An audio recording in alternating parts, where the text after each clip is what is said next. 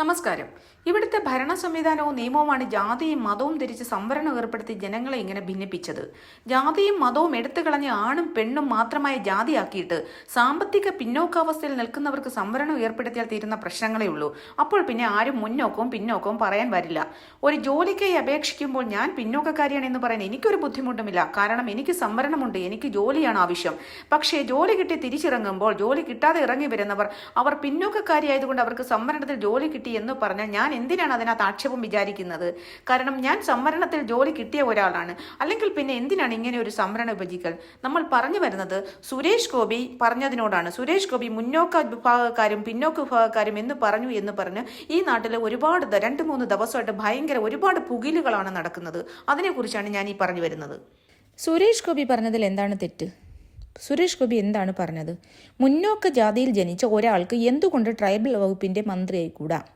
അതുപോലെ തന്നെ ട്രൈബൽ ജാതിയിൽപ്പെട്ട ഒരാൾക്ക് മറ്റു ജാതിയിൽപ്പെട്ട ആൾക്കാരെ ഭരിക്കാനുള്ള മന്ത്രി എന്തുകൊണ്ടായിക്കൂടാ? ഇതിനിവിടെ എന്തൊക്കെ കോലാഹലങ്ങളാണ് ഉണ്ടാക്കുന്നത്?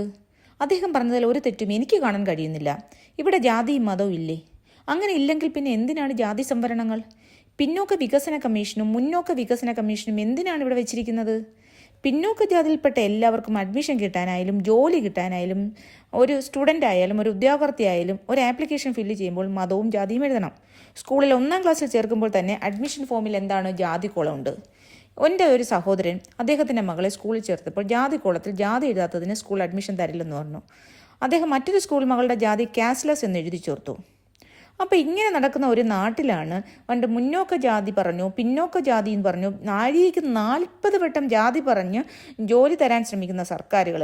സർക്കാരിൽ നമുക്ക് ജോലി കിട്ടണമെങ്കിൽ ആ ഒരു ആപ്ലിക്കേഷൻ ഫില്ല് ചെയ്യുമ്പോൾ നമ്മൾ PSCയുടെ ഒരു ഫോം ഉണ്ട്, അതിനകത്ത് ഫില്ല് ചെയ്യുമ്പോൾ നമ്മുടെ ജാതി ചോദിക്കുന്നില്ലേ? OBC ചോദിക്കുന്നില്ലേ? അതർ ബാക്ക്വേർഡ് കമ്മ്യൂണിറ്റി മീൻസ് പിന്നോക്ക വിഭാഗക്കാരാണോ എന്ന് ചോദിക്കുന്നു. മുന്നോക്ക ഏത് ജാതിയാണെന്ന് ചോദിക്കുന്നു. പിന്നോക്ക വിഭാഗക്കാർക്ക് ഇത്ര സംവരണം പറയുന്നു. ഒരു എഞ്ചിനീയറിംഗ് അഡ്മിഷൻ ആയാലും ഒരു മെഡിക്കൽ അഡ്മിഷൻ ആയാലും ജാതി ചോദിക്കുന്നില്ലേ? ജാതി നോക്കിയിട്ടല്ലേ അഡ്മിഷൻ തരുന്നത്?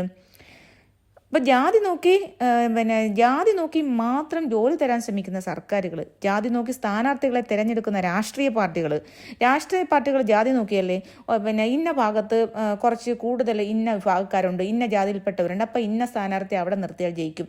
അപ്പോൾ അങ്ങനെ പിന്നെ ഓരോ ജാതിക്കാർക്കും ഇപ്പം നായർക്കായാലും ഇഴവർക്കായാലും എന്താ പറയണ ബാക്കിയുള്ള SC ST വിഭാഗത്തിലുള്ളവർക്കായാലും മുസ്ലിംസിനായാലും ക്രിസ്ത്യൻസിനായാലും അവരുടെ വിഭാഗക്കാർക്ക് ഇത്ര സീറ്റ് കൊടുക്കണമെന്നാണ് ഓരോ രാഷ്ട്രീയ പാർട്ടികളും വിചാരിക്കുന്നത്. അപ്പം അങ്ങനെ ജാതി നോക്കി മാത്രം സ്ഥാനാർത്ഥികളെ തിരഞ്ഞെടുക്കുന്ന രാഷ്ട്രീയ പാർട്ടികൾ, ജാതി നോക്കി മാത്രം മന്ത്രിമാരെ നിയമിക്കുന്ന സർക്കാരുകളുണ്ട് ഇവിടെ. അങ്ങനെയൊക്കെ ഉള്ള നാട്ടിൽ സുരേഷ് ഗോപി മുന്നോക്ക ജാതി എന്ന് പറഞ്ഞതിൽ എന്തിനാണ് ഇത്ര പുകില്?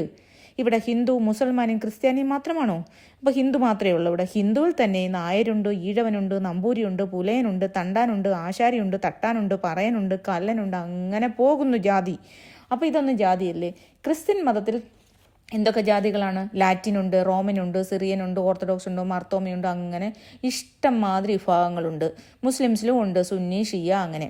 അപ്പം ഈ മതങ്ങളിൽ തന്നെ ജാതികൾ വിഭജിച്ചിരിക്കുകയാണ്. അപ്പം ഈ ജാതിയും മതവും ചോദിക്കുന്ന ഈ സമൂഹത്തിൽ അങ്ങനെ ഒരു ജാതിക്ക് യാതൊരു തരത്തിലുള്ള സംവരണം നമുക്ക് ഇന്ത്യയിൽ അങ്ങനെ ഒരു ജാതിക്ക് മാത്രം യാതൊരു സംവരണം ഇല്ലായിരുന്നെങ്കിൽ സുരേഷ് ഗോപി അല്ലേ നമ്മൾ കേൾക്കുന്നത്. ഒരു 90% മാർക്ക് വാങ്ങിച്ച ഒരു നായരും ഒരു നമ്പൂതിരി, അവന് അഡ്മിഷനും ഇല്ല, ജോലിയും ഇല്ല. എന്തുകൊണ്ടാണ്? അവർക്ക് സംവരണമില്ല, അവർ മുന്നോക്ക ജാതിയിൽപ്പെട്ടവരാണെന്നാണ് അവിടെ പറയുന്നത്.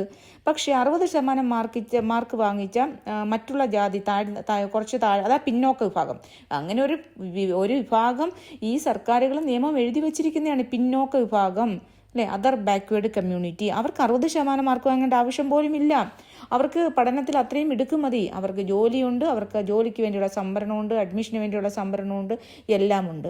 ഈ സംവരണം കിട്ടാത്ത ആളിൻ്റെ എന്ന് പറഞ്ഞാൽ ആ വ്യക്തിയുടെ അച്ഛനും അമ്മയും വെറും കൂലിപ്പണിക്കാരായിരിക്കും. അന്നാന്ന് കിട്ടുന്ന കാശ് കൊണ്ട് അരി വാങ്ങിച്ച് ജീവിക്കുന്ന വെറും കൂലിപ്പണിക്കാരൻ്റെ ഒരു മകനോ മകളോ ആയിരിക്കും ഈ 90% മാർക്ക് വാങ്ങിച്ച് അഡ്മിഷൻ കിട്ടാത്ത അല്ലെങ്കിൽ ജോലി കിട്ടാത്ത ഒരു വ്യക്തി. പക്ഷേ അവർക്ക് കിട്ടാത്ത എന്തുകൊണ്ടാണ്? അവർ വലിയ ജാതിയിൽ അല്ലെങ്കിൽ മുന്നോക്ക ജാതിയിൽ ജനിച്ചു പോയി എന്ന്. ഞാനിതൊരു പരിഹാസത്തോടുകൂടിയാണ് പറയുന്നത്. പിന്നോക്ക ജാതിയിൽ ജനിച്ചു പോയി.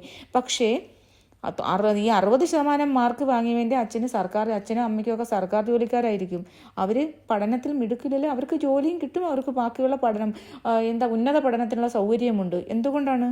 അവർ പിന്നോക്ക ജാതിയിൽപ്പെട്ടവരാണ്. അപ്പോൾ അങ്ങനെയുള്ള ഒരു നിയമവും ഇവിടുത്തെ ഭരണ സംവിധാനവും ജനങ്ങളെ ഇങ്ങനെ ജാതിയുടെ പേരിൽ ഭിന്നിപ്പിച്ചിരിക്കുന്ന ഈ ഒരു സ്ഥലത്ത് അപ്പോൾ ജാതിയും മതവും പറയുന്നതിന് എന്താണ് കുറ്റം? അപ്പോൾ പറയുന്നതാണ് മോശം. എല്ലാവർക്കും ജാതിയും മതവും നോക്കിയിട്ട് എല്ലാ തരത്തിലുമുള്ള സംവരണമായാലും ഏത് തരത്തിലായാലും കാറ്റഗറൈസ് ചെയ്യാം. അപ്പം പറയുന്നവർക്കാണ് കുറ്റം. അല്ലെങ്കിൽ ഒരു കാര്യം ചെയ്യും, ജാതിയും മതവും എല്ലാം എടുത്തു കളഞ്ഞിട്ട് സാമ്പത്തിക പിന്നോക്കാവസ്ഥയിൽ നിൽക്കുന്നവർക്ക് സംവരണം ഏർപ്പെടുത്ത്. അപ്പോൾ പിന്നെ ആരും മുന്നോക്കവും പിന്നോക്കവും ഒന്നും പറയാൻ വരില്ല. പിന്നെ ഒരു കാര്യം, ഞാനൊരു പിന്നോക്കക്കാരിയാണേ, ആരും ഇങ്ങോട്ട് എന്നെ തള്ളാൻ വരണ്ട.